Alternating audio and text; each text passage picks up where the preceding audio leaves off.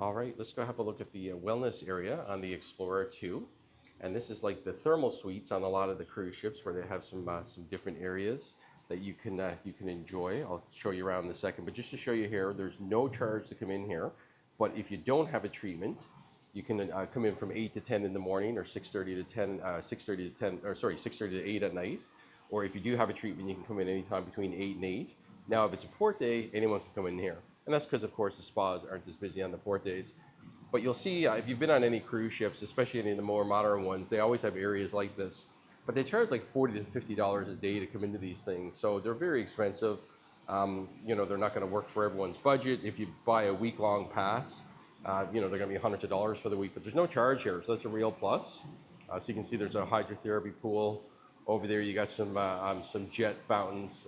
I love those. You usually turn them on and you kind of put your head underneath or your back of your shoulders and you give yourself a nice little massage.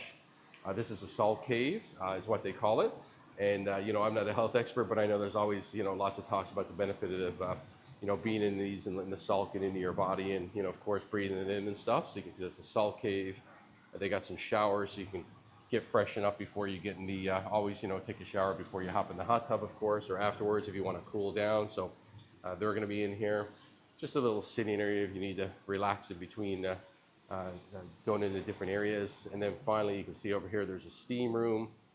If you want to go sweat it out at the, end of, who knows, maybe you had a couple of extra drinks last night. You need to wake up in the morning, or you're just kind of trying to get the benefits or some nice heat. That's perfect for you.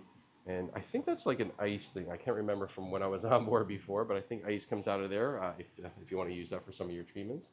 And then there's a sauna in here.